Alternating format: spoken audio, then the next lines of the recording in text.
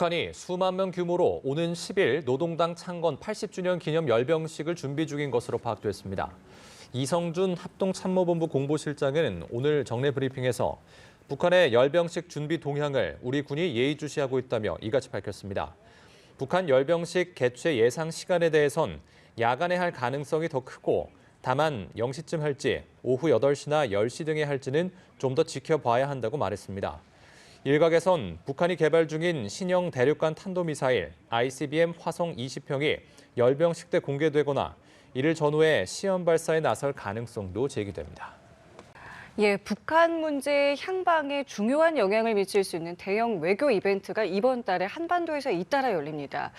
북한은 10월 10일 당 창건 80주년을 맞아서 대규모 열병식이 열리고 또 우리나라는 10월 말에 미중 정상이 참여하는 에이펙 정상회의가 열릴 예정입니다. 이런 가운데 트럼프 대통령은 시진핑 주석과 4주 후에 만나 중국의 미국 대두 수입 중단 문제를 논의하겠다고 밝히면서 경주 에이펙에서 미중 정상 간의 만남을 다시 한번 시사했는데요. 관련 내용들 홍현익 전 국립외교원장과 함께 이야기 나눠보겠습니다. 어서 오십시오. 안녕하십니까? 예, 예, 안녕하십니까? 어서 오십시오. 먼저 오늘 아침에 전해진 내용부터 짚어보도록 하겠습니다. 조현 외교부 장관이 지난 8월에 있었던 한미 정상회담에서 논의한 안보 분야의 합의 내용이 이달 중에 발표될 수 있다라고 입장을 내놨습니다. 어떻게 좀 해석해야겠습니까? 네, 참 다행스러운 일입니다. 3,500억 달러 투자를 두고 한미 간의 그 관세 협상이 이제 타결이 안 되고 계속 미뤄지고 있잖아요.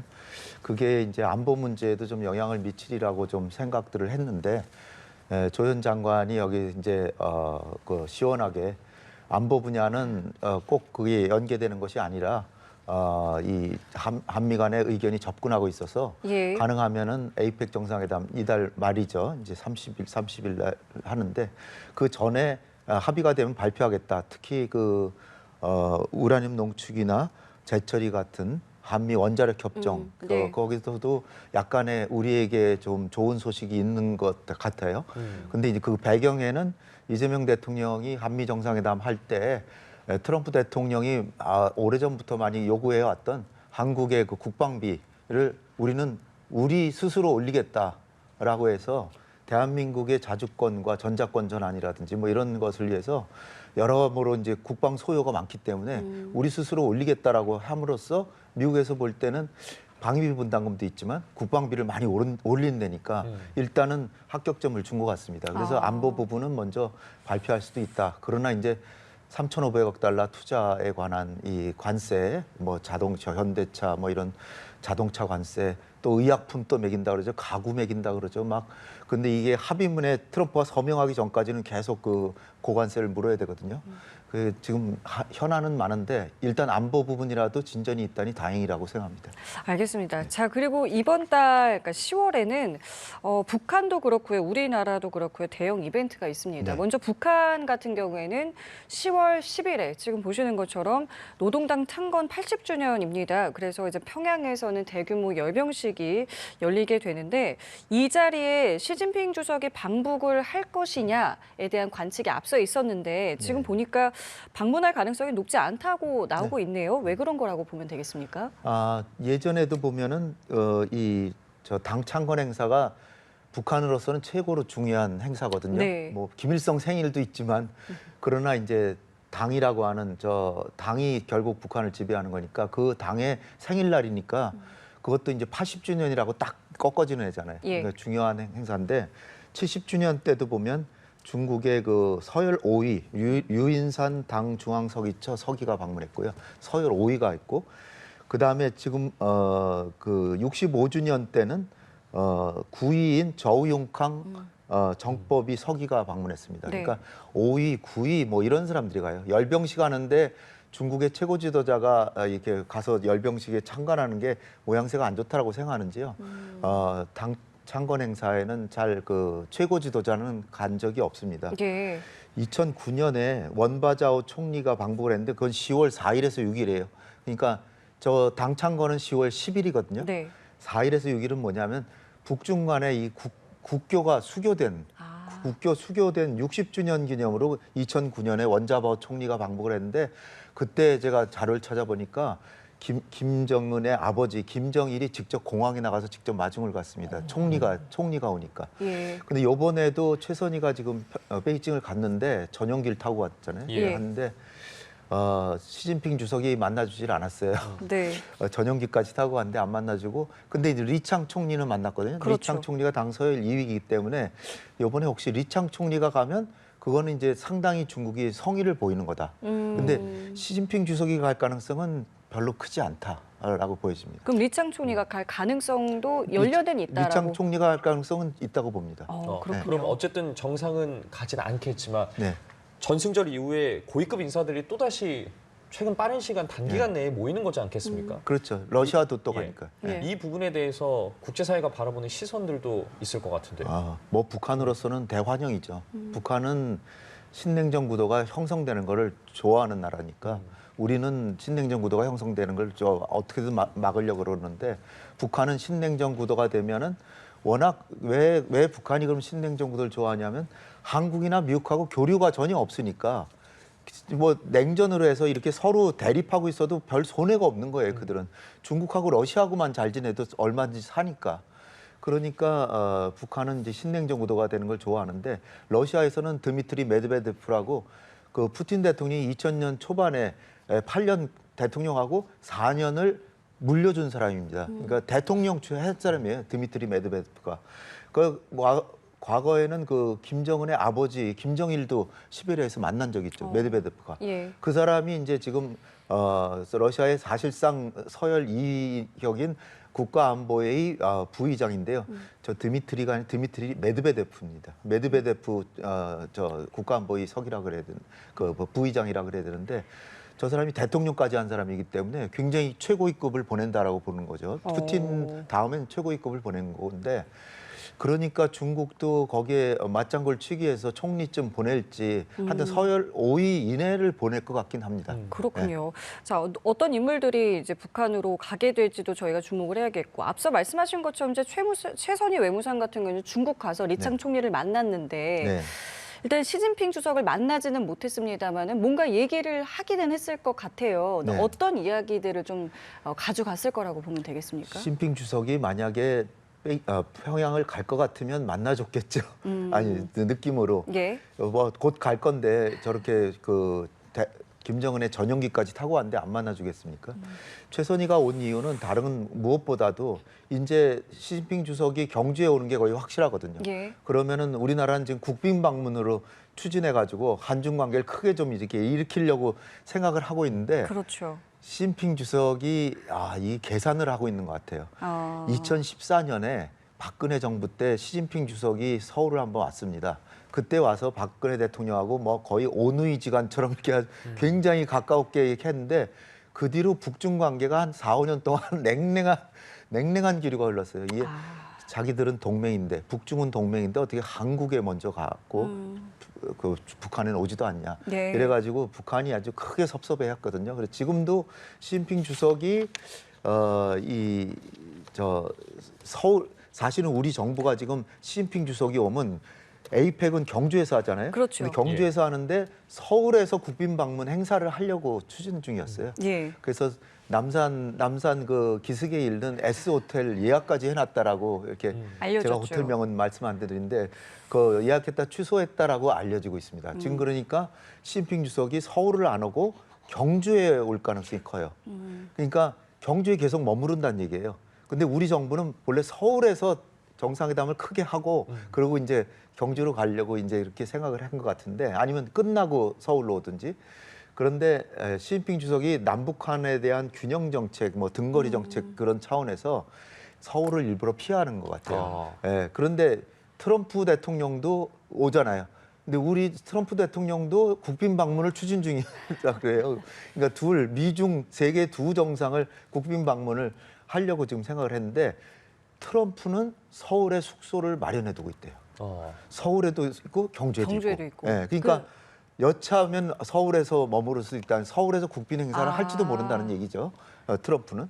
그런데 어쨌거나 이 국제 정치라는 게 참 이게 계산이 미묘해서, 중국이 이렇게 남북한을 가지고 이렇게 다 계산을 넣고 이렇게 하는데 거기에 대해서 사실 우리가 미국하고 일본하고 관계는 많이 이렇게 정상회담을 통해서 돈독하게 했잖아요. 대통령하고 지금 화면에 나오듯이 트럼프 대통령하고도 예. 굉장히 화기애애하게 대화를 나눴었잖아요. 그런데 중국은 아직 방문을 못했잖아요. 그렇죠. 그러니까 시진핑 주석과 이 한중 관계를 좀 개선해야 될 시점인데 어쨌든 중국은 또 북한을 의식해서 경주만 오겠다고 하니까 경주에서 과연 국빈 방문이 될지 불가능한 건 아니고요. 국빈 방문을 하면은 공항에도 이제 의전을 위해서 굉장히 이제 고위층이 나가서 맡고 또 예포도 쏘고 예. 사열도 하고 뭐 또 공식 만찬도 하고 그렇죠. 몇 가지 이제 형식이 있거든요. 그런데 경주에서는 이 20나라 정상들이 오잖아요. 예. 거기서 이런 행사를 같이 할 수 있을지 그게 이제 모르는데 어쨌든 우리 입장에서 보면 3,500억 달러 같은 그 한미 간의 관세도 이걸 타결해야 되지만 이번에 예. 에이펙 때 시진핑 주석이 오는 거 한중 관계도 좀 돈독하게 해야 되는데 그걸 어떻게 이제 해야 되는지 우리 외교가의 이제 고심이 지금 계속되고 있는 중입니다. 어떤 형식으로 이제 최종적으로 네. 결정이 될지는 지켜봐야 할 것 같은데 일단 짚어주신 것처럼 이제 한 달 후면 경주에서 트럼프 대통령과 시진핑 주석이 네. 만나는 건 확실해졌다고 봐야 될 것 같고 이런 가운데 트럼프 대통령이 시진핑 주석과 4주 후에 만나서 중국의 미국 대두 구매 중단을 논의하겠다라고 밝혔습니다. 네. 여러 이야기들이 나올 것 같아요. 그러니까 미중 정상회담도 서울에서 할 가능성이 있었는데 이제는 시진핑 주석이 서울에 숙소를 마련 안 하면 경주에만 있으면 경주에서밖에 못 하는 거죠. 트럼프하고 만나는 게. 그게 저건 뭐 세계가 다 주목하는 미중 간의 정상회담이기 때문에. 근데 이 대두라는 게 사실 그 콩인데 중국에서 콩 엄청 많이 먹잖아요. 그래서 콩의 수입을 국제 수입 시장에서 중국이 큰 손이거든요. 그리고 미국은 어마어마하게 또 콩을 많이 생산해요. 근데 중국이 안 사주면 미국의 농민들은 크게 어려움에 처하는 거죠. 그 사람들이 공화당을 통해 가지고 트럼프 대통령한테 압력을 넣는 거예요. 예, 중국하고 좀 잘해가지고 콩이라도 수입하게 해라. 그러니까 트럼프 대통령이 또 한마디 한 거죠.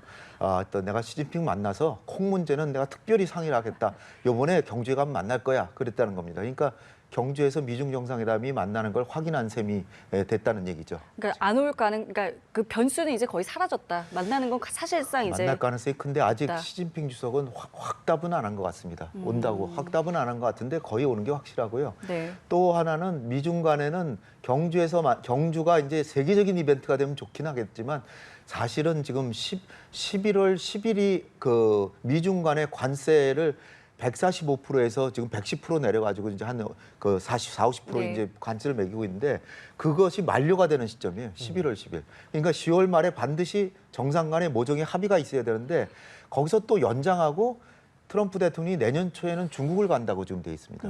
그러니까 거기서 최종 타협을 할지 그걸 예. 모르고요. 그래서 이제 그 내년 초에 중국에서 미중 정상회담이 열린다면 그때 또 김정은이 베이징을 가지고 거기서 트럼프하고 김정은이 만날 수도 있다라는 얘기도 지금 나오고는 있습니다. 예. 근데 아무래도 지금 분위기가 경주 요번에 왔을 때 김정은을 만날 가능성이 있다. 이럴 땐 판문점 같은 데를 가가지고. 네네, 그렇죠. 그래서 지금 만날 가능성이 꽤 크다라고 지금 여겨지고 있어요. 이제 서로 간에 준비가 다 대충 완료가 되는 상태예요.